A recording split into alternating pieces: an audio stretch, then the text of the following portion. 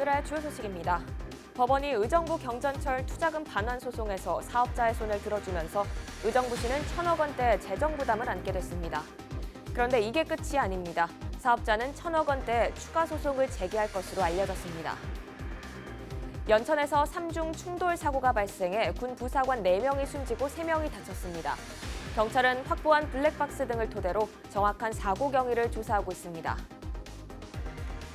경민대학교 창업보육센터가 경기도가 실시한 2019년 창업보육센터 운영평가에서 최우수 등급을 받았습니다.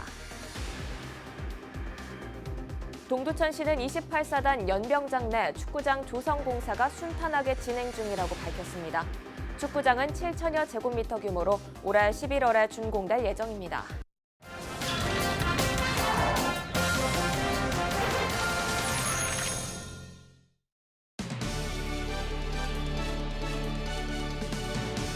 여러분 안녕하십니까? 헬로티비 뉴스 나라입니다. 법원이 의정부 경전철 투자금 반환 소송에서 사업자의 손을 들어줬습니다. 의정부시는 1,000억 원대 재정 부담을 안게 되는데요. 그런데 이게 끝이 아닙니다. 사업자는 1,000억 원대 추가 소송을 제기할 것으로 알려졌습니다.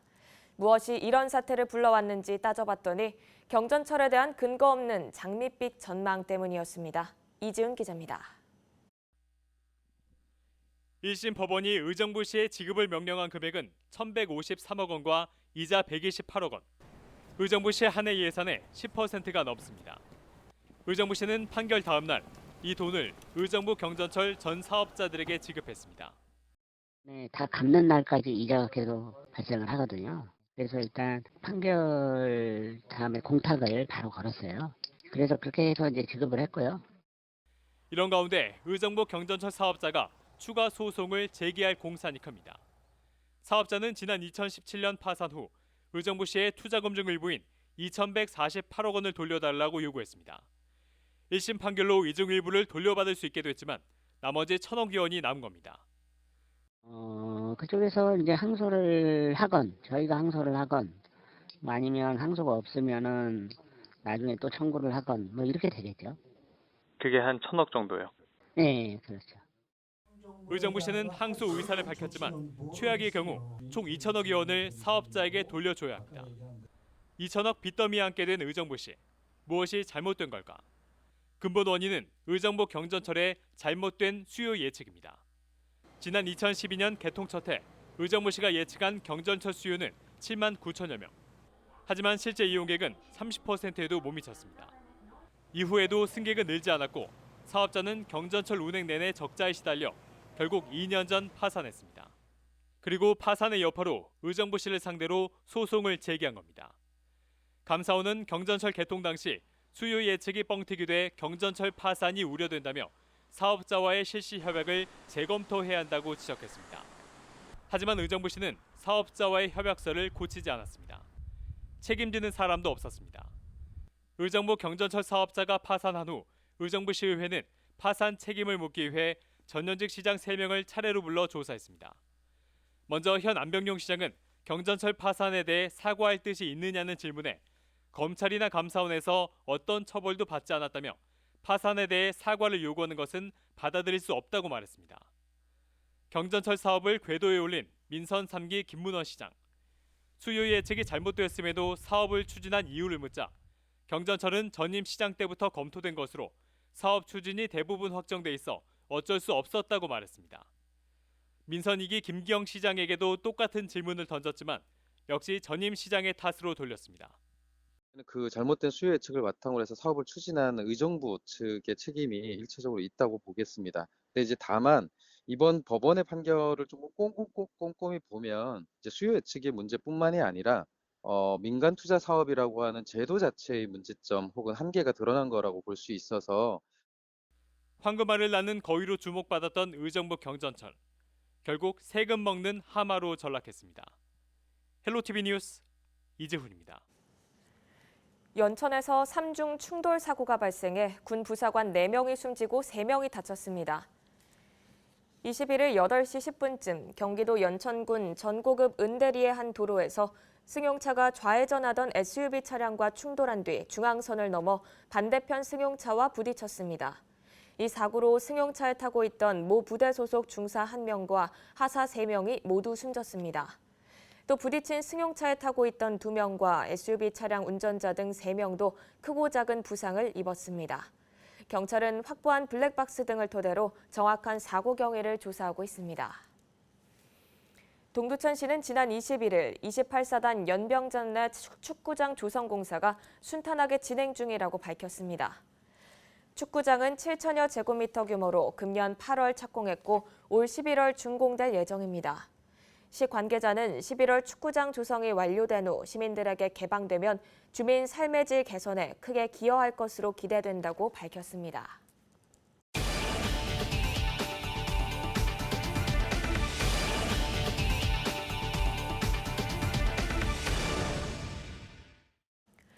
경민대학교 창업보육센터가 경기도가 실시한 2019년 창업보육센터 운영평가에서 최우수 등급을 받았습니다.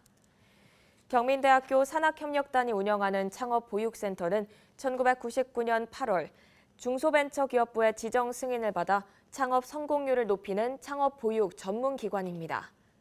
산학협력단은 지난 2018년에 404억 원의 보육기업 매출과 151명의 고용 창출 성과를 거뒀고 의정부역 지하도상가 청년몰 조성 등을 통해 지역사회 발전과 상생도 함께하고 있습니다. 경민대 창업보육센터가 창업보육센터 운영평가에서 최우수 등급에 선정된 것은 개소 이래 최초이며 경기 북부에서는 유일합니다. 포천시 영북면 지역사회 보장협의체는 가을 총각무를 이용해 행복김치 나눔 사업을 추진했습니다. 총각무는 김봉일 위원장이 후원했고 10여 명의 협의체 위원들이 김치를 담궈 반찬 마련이 어려운 20가구에 전달했습니다. 영북면 지역사회 보장협의체는 여름 열무김치를 시작으로 옥수수, 김치 등 먹거리 마련이 힘든 가구에 나눔 사업을 진행하고 있습니다. 포천시 육아종합지원센터는 클로버 부모교육 사업을 진행하고 있습니다.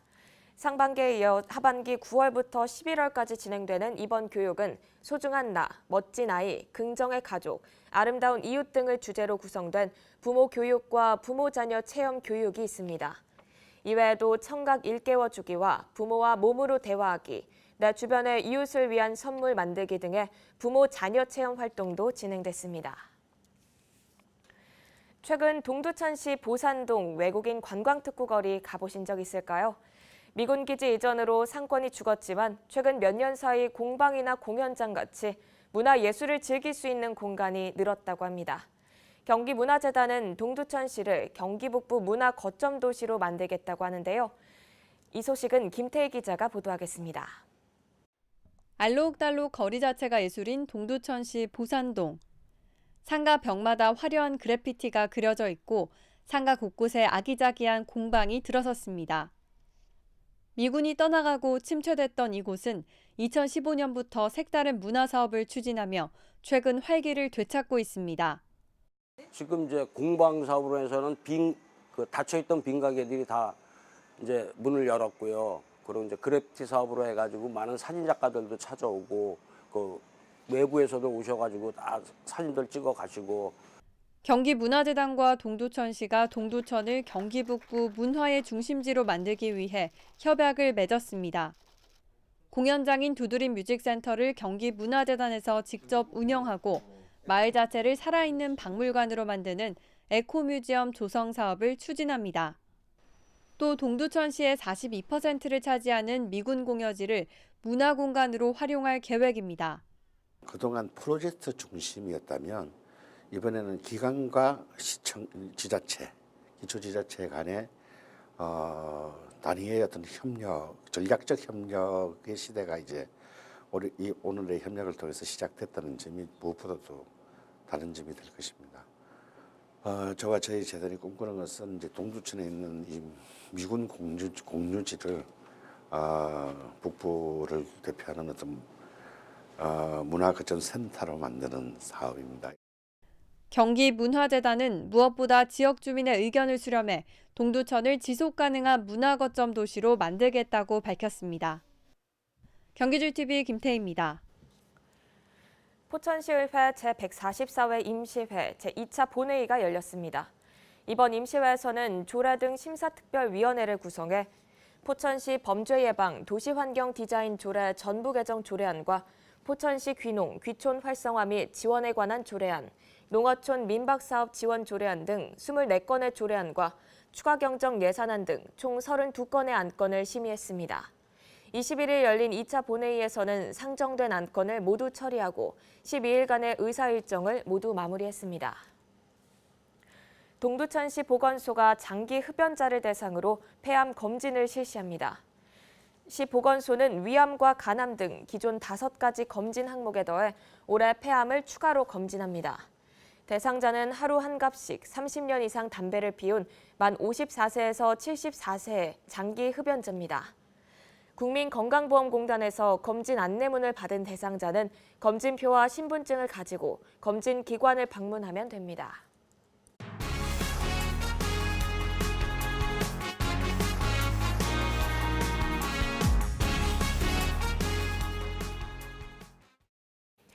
양주에 위치한 장흥 관광지는 계곡으로 유명하죠. 그런데 요즘 찾는 사람들의 발길이 뜸합니다. 개발이 쉽지 않기 때문이었는데요. 양주시가 시 최초로 문화관광법령을 개정하면서 장흥 관광지 개발에 활기를 띠게 됐습니다. 김소영 기자입니다. 양주시 장흥면 석현리에 위치한 장흥 관광지입니다. 이곳은 지난 1987년 관광지로 지정돼 39만여 제곱미터 규모로 각종 숙박시설과 야영장, 놀이공원 등이 조성되어 있습니다. 장흥 관광지는 옛 명성에 비해 요즘은 숙박시설과 음식점 등이 개업과 폐업을 반복하면서 침체기를 겪고 있습니다. 양주시는 이곳을 다시 활성화시키기 위해 나섰지만 관광진흥법이라는 벽에 부딪혔습니다. 결국 시는 법 개정에 나섰습니다. 장흥 관광지의 경우 대부분 휴양문화지구로 지정되어 있고 운동 오락지구는 미지정되어 있어 현재 유행하고 있는 놀로장, 물놀이 시설 등을 설치할 수 없었습니다. 양주시는 지난 2018년 8월 경기도에 관광진흥법 규제 관련 개선을 제안했지만 문화관광부로부터 통과되지 못했습니다. 올해 같은 건에 대한 재검토가 있었고 결국 법 개정에 성공한 것. 기존 관광진흥법 시행규칙은 운동오락시설지구와 휴양문화시설지구를 분리해 다른 시설지구에 속하는 복합된 시설을 설치할 수 없게 되어 있습니다. 변경된 법에는 분리된 두 지구가 관광휴양오락시설지구로 통합됐습니다. 장흥관광지에 관광호텔이 숙박뿐만 아니라 상업기능, 휴양문화시설 등 복합적인 기능을 갖고 스키장, 골프장 등 체육시설에 숙박 판매 등이 복합적으로 가능해진 것입니다. 양주시는 법 개정으로 관광지 내 투자 유치 개발 등이 탄력을 받을 것으로 기대하고 있습니다. 이번 법령 개정으로 관광 휴양 오락시설 지구로 개선하여 복합적 기능을 갖춘 관광시설 개발이 가능하게 되었습니다. 또한 전국 231개 관광지 미개발 부지에도 우리시와 같은 투자 유치가 활성화되어 파급 효과는 상당할 것으로 판단됩니다. 관련법에 부딪혀 개발이 어려웠던 장흥 관광지가 법 개정으로 인해 지역 경제 활성화에 도움을 줄 수 있을지 관심이 모아지고 있습니다. 헬로티비 뉴스 김소영입니다. 의정부 교육지원청은 지난 21일 전 직원을 대상으로 2019년 재난대응 안전한국훈련 사전교육을 실시했습니다. 이번 교육은 각종 재난 상황에 대한 교직원의 위기 판단과 능동적인 대처 능력 향상을 위해 마련됐습니다. 이날 사전 교육에서는 재난대응 안전한국훈련의 취지, 재난의 유형과 사례, 훈련 개요 등이 진행됐습니다. 이어서 날씨 정보입니다. 아침 저녁으로 춥고 낮 동안은 살짝 덥게 느껴지는 날씨가 계속되고 있습니다. 수요일에도 낮 동안 맑고 포근하겠습니다. 다만 크게 벌어지는 일교차에는 주의를 하셔야겠습니다. 미세먼지 농도는 보통 수준을 보이겠습니다. 경기 북부 주간 날씨입니다. 이번 주 내내 맑거나 구름 많은 날씨가 예상됩니다. 하지만 토요일부터는 아침 기온이 6도로 뚝 떨어지겠는데요. 환절기 감기 걸리지 않도록 유의하시기 바랍니다. 지금까지 날씨였습니다. 이상으로 뉴스를 마칩니다. 저희는 언제나 지역 주민 여러분 곁에 있겠습니다. 함께해 주신 여러분 고맙습니다.